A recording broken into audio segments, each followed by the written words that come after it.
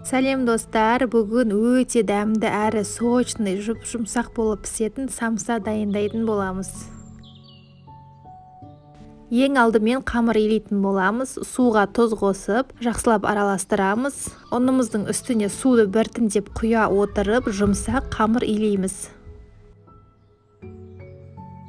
Міне қамырымызды илеп алдық. Енді үстіне кішкене сұйық май қосып, тағы да жақсылап 1-2 рет басып қоямыз. Сұйық май қосса өте жұмсақ болып тұрады. Енді осыны 10-15 минутқа қалдырамыз.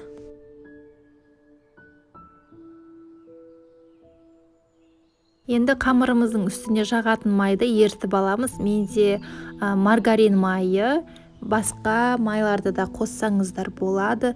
Осылай бір ертіп қайнатып аламыз майымызды. Енді тынып тұрған қамырымызды видеодағыдай жұқа етіп жайып алатын боламыз.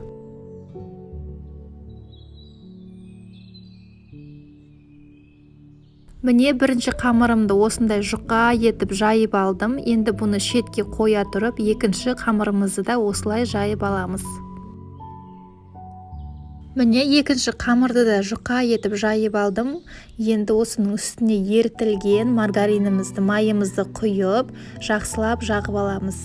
Жағып алғаннан кейін май қамырдың бетінде қатқанша тағы да 10 минутқа қалдыратын боламыз.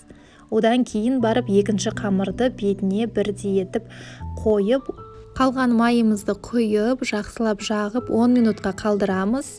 Одан кейін осылай рулет ретінде орап аламыз. Одан кейін осылай орап, морозильникке 30 минутқа қалдырамыз. Қамырымызды морозильникке жібергеннен кейін сол аралықта начинкасын дайындайтын боламыз. Мен етпен осындай жуа қостым.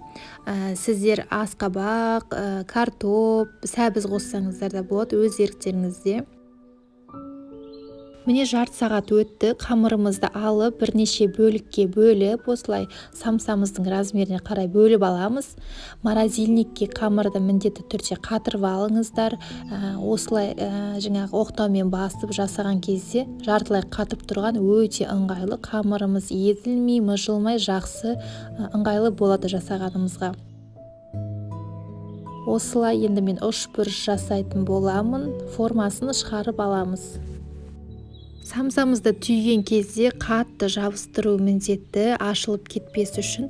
Және тағы да бір осылай самсамызды жасап болғаннан кейін осылай түйген жағын міндетті түрде төмен қаратып пісіру қажет, ашылып кетпес үшін.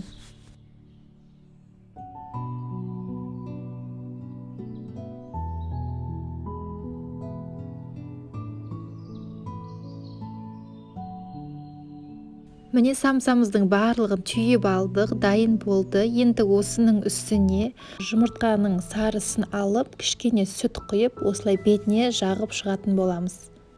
Одан кейін самсамыздың бетіне мак және кунжутты екеуін араластырып, осылай сеуіп шықтым. Қызып тұрған пеште 180 градуста 35-40 минут аралығында пісіріп аламыз.